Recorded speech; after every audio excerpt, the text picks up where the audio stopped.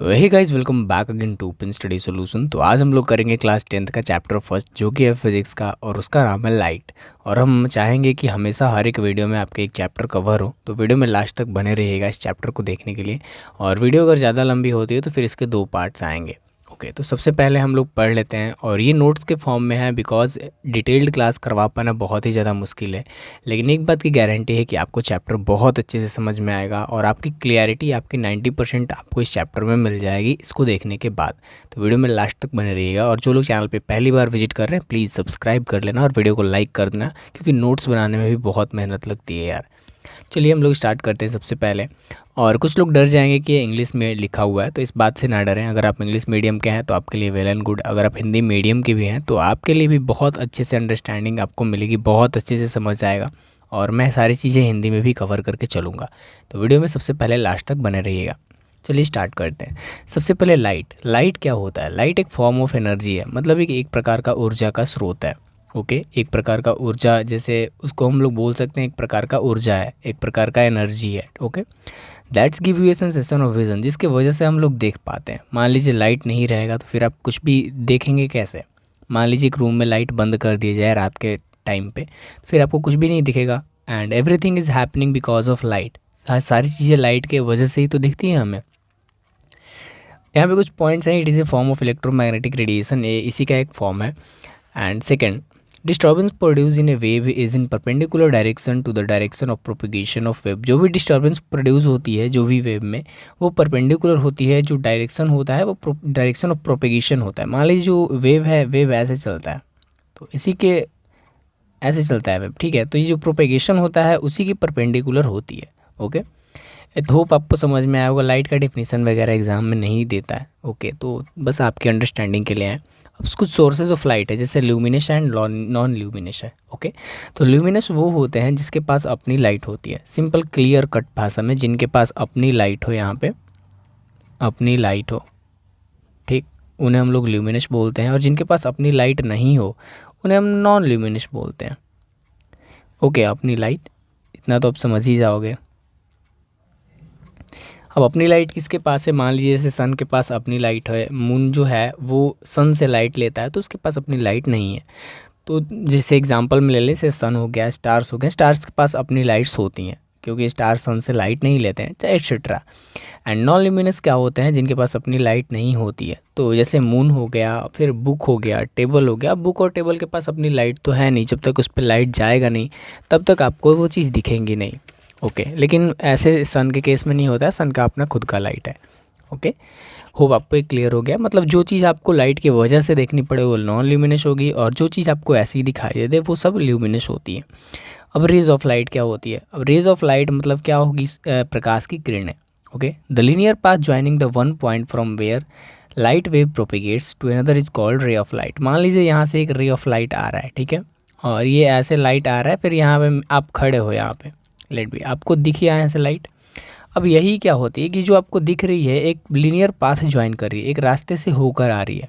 Okay, तो the linear path joining the one point from where light wave propagates to another, जहाँ से point शुरू हो रही है। मान लीजिए एक लाइट है, ठीक है, ये एक लाइट है।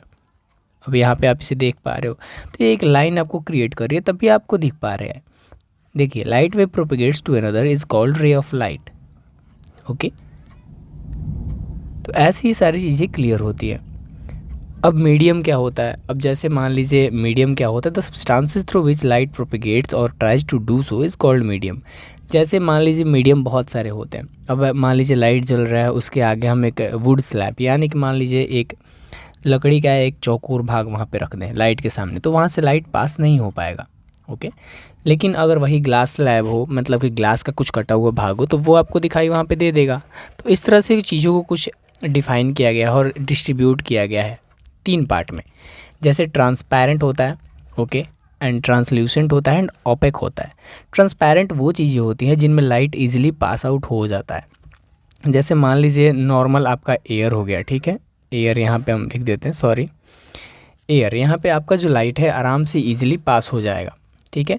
अब ये एयर आपका आराम से देख पाते हो बिना किसी रुकावट के लाइट। ट्रांसलूसेंट क्या होता है? जिसमें पार्शियली लाइट हो जाता है पास। ओके, जैसे फ्रॉस्टेड ग्लास हो गया। ओके, फ्रॉस्टेड, सॉरी, ग्लास, अब जिसमें पार्शियली लाइट फ्लो होता है और आपको दिख पाता है हल्का फुल्का, उस लाइट का जो कलर है वो दिख पाता है। एंड ओपाक क्या होता है, डू नॉट प्रोपेगेट, मतलब इससे लाइट पास ही नहीं होती। जैसे मैंने अभी आपको बताया कि वुड स्लैब होते हैं उनमें लाइट पासेस नहीं होती हैं, और लाइट जिसमें पास हो जाती है वो ट्रांसपेरेंट होता है, इजीली पास हो जाती है। तो ट्रांसलूसेंट होता है जो हाफली या पार्शियली पास होती है लाइट, और ओपैक होता है जिससे लाइट पास होती ही नहीं है।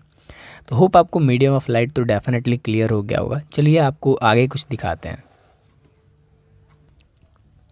अब हम लोग समझते हैं बीम ऑफ लाइट क्या होता है। बीम क्या होता है, मान लीजिए लाइट जब एक बंडल के रूप में आती है, जैसे मान लीजिए आपके पास एक कोई भी, मान लीजिए एक लकड़ी का बंडल हो गया, ठीक है, ये बंडल हो गया, अब ये लकड़ी का बंडल है, तो ये एक बीम कहलाएगा। मान लीजिए इसमें 10-12 लकड़ियाँ हो गई तो ये एक बीम कहलाएगा। ओके, तो यही होती है बंडल ऑफ रेज को हम लोग बीम ऑफ लाइट कहते हैं, और एग्ज़ाम में ये पूछा नहीं जाता, आई थिंक इतने इंपॉर्टेंट नहीं है।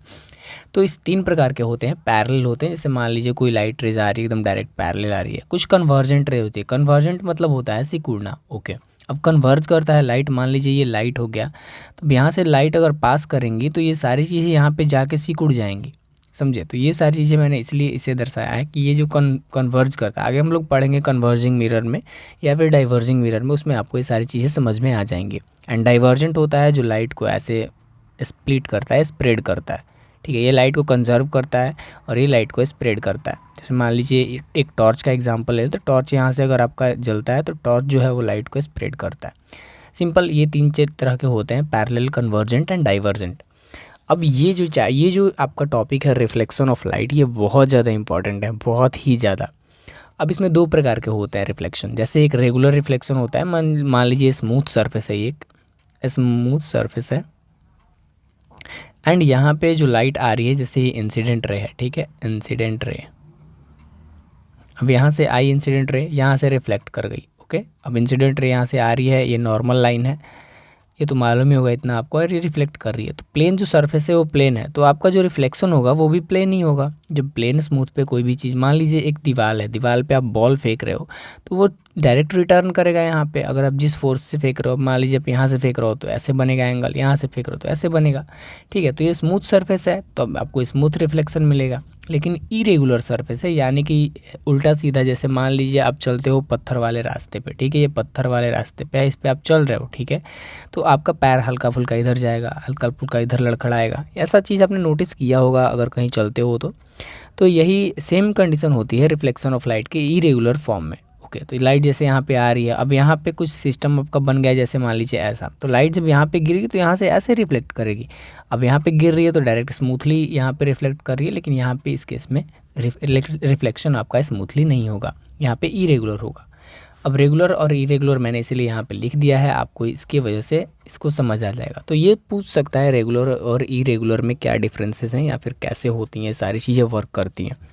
अब यहाँ पे आपका हम बता देते हैं एक और, यहाँ पे लॉज ऑफ रिफ्लेक्शन सबसे ज़्यादा इंपॉर्टेंट है। ओके, थोड़ी सी सेटअप प्रॉब्लम है तो सो इसको थोड़ा सा इग्नोर कीजिएगा, बिकॉज इतना ज़्यादा टाइम नहीं है हमारे पास कि हम सेटअप लगा पाएँ। ओके, एंड यहाँ पे आपको 2 चीज़ें देखने को मिलती है, रेगुलर एंड इरेगुलर रिफ्लेक्शन।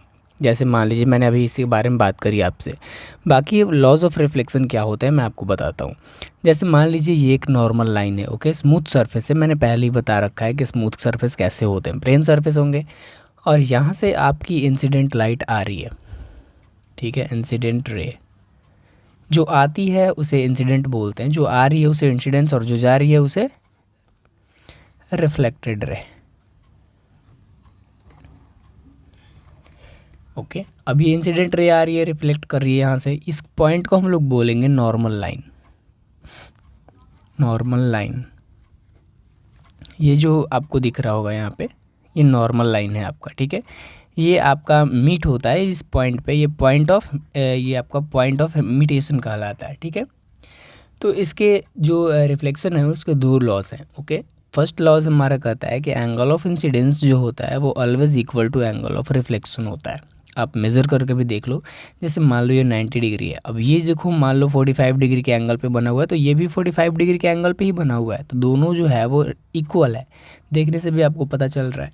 तो फर्स्ट लॉ हमारा कहता है कि angle of incidence is always equal to angle of reflection, यानी अगर हिंदी में बात करें तो आपतित किरण जो होती है वो परावर्तित किरण के बराबर होती है, जो कोण उसका होता है वो बराबर होता है।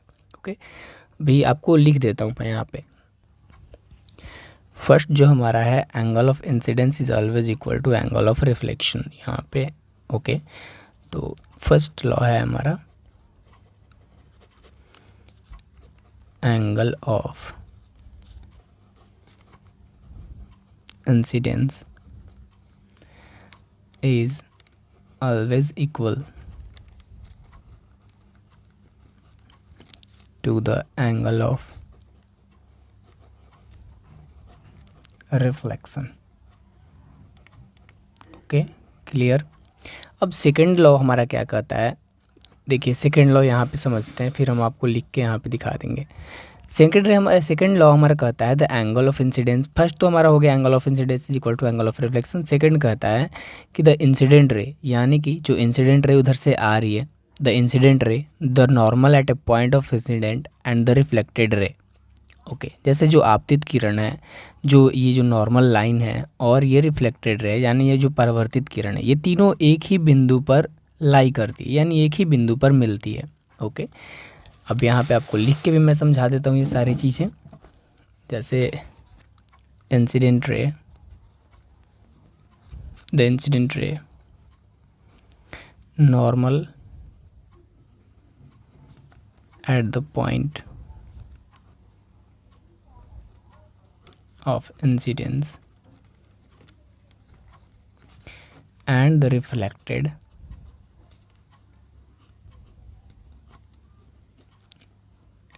ray all lies in the same plane। ये तीनों एक ही प्लेन में आपका लाई करती है। जैसे कि आपको समझना हो, जैसे मान लीजिए, फिर मैंने समझा दिया इसको ऑलरेडी पहले। इंसिडेंट रे आपतित किरण जो होती है, जो नॉर्मल लाइन होती है, और वो जो रिफ्लेक्टेड रे होती है, तीनों एक ही लाइन पे यहाँ पे लाई करती है। ठीक है, एक ही पॉइंट पे यहाँ पे लाई करती है। आप जैसे पे देखो यहाँ पे पॉइंट तो मिल ही रही है। ओके, तो इतना तो आपको क्लियर हो गया होगा। दो लॉज होते हैं, angle of incidence is equal to angle of reflection, and second law होता है the incident ray the normal at the point of incident and the reflected ray all lie in the same plane, यानी कि normal line जो होती है वो same plane पे यहाँ पे लाई करती है। होप आपको इसके लॉज जो हैं वो समझ में आए होंगे। चलिए आगे देखते हैं। वीडियो थोड़ी सी लंबी हो रही है, तो हम लास्ट टॉपिक यही कवर करेंगे यहाँ पे। तो जो मिरर होते हैं वो प्लेन मिरर होते हैं और स्पेरिकल मिरर होते हैं। प्लेन मिरर यहाँ पे जो है, आप मान लीजिए जो चेहरा देखने के लिए यूज़ करते हो उसे हम लोग प्लेन मिरर बोलते हैं, जहाँ पे आप यहाँ पे मान लो खड़े हो और यहाँ से आप अपना फेस इस पे देख पाते हो। एंड स्पेरिकल मिरर जो होते हैं वो दो टाइप के होते हैं। मान लो जैसे एक ये स्पेरिकल मिरर है, इसको हम दो भाग में ऐसे काट दें तो हमको दो मिरर मिलती है। एक ये वाली मिलती है जिसकी इनर सरफेस यहाँ पॉलिश्ड रहती है, और इसकी इनर सरफेस आपकी पॉलिश रहती है, एंड सेकंड जो होती है उसकी आउटर सरफेस पॉलिश्ड रहती है। ओके, तो उसे हम लोग दो मिरर के रूप में मानते हैं। इसको कनकेव बोलते हैं एंड इसको कन्वेक्स बोलते हैं। कनकेव जो होता है वो कन्वर्जिंग लाइट होता है। मैंने पहले ही बताया है कि लाइट दो प्रकार के आपके रेज होंगे, कन्वर्जिंग रेज और डाइवर्जिंग रेज। कन्वर्जिंग क्या करता है, मान लीजिए ये ऐसे हो गया मिरर, इसके एक्सटर्नल पार्ट यहाँ पे पॉलिश्ड है, तो ये लाइट को कंजर्व करता है। जैसे मान लो ये रेज आएंगी तो यहाँ से ऐसे सारे मिल जाएंगे यहाँ पे। अब ये कन्वर्जिंग लेंस हो, सारा एक जगह पे मिलेंगे तो ये कंजर्व करता है लाइट को। और जो डाइवर्जेंट रे होता है तो ऐसे बनेगा, इसकी इनर साइड में ये पॉलिश्ड रहेगी, यानी कि पीछे से उसको पॉलिश किया गया रहेगा। वो लाइट रेज को आपको मतलब बांटती है, आपको बढ़ाती हैं। जैसे टॉर्च का हम लोग एग्जांपल हम लोग लिए हैं, तो ये डाइवर्जिंग कॉनकेव जो होते हैं वो कन्वर्जिंग होते हैं, एंड कन्वेक्स जो होते हैं वो डाइवर्जिंग होते हैं। ये दो टाइप्स के मिरर होते हैं, प्लेन एंड स्पेरिकल। स्पेरिकल में दो होते हैं, कनकेव एंड कन्वेक्स। ओके, अब एक मिरर आपका यहाँ पे एक तरह से हम ले लें तो सबसे पहले इसके चीज़ों को हम लोग समझ लेते हैं। ये जो होता है आपका पोल होता है, ये जो पॉइंट है इसे हम लोग पोल बोलेंगे। ये जो है इसे हम लोग फोकस बोलते हैं। ये आपका सेंटर ऑफ कर्वेचर है।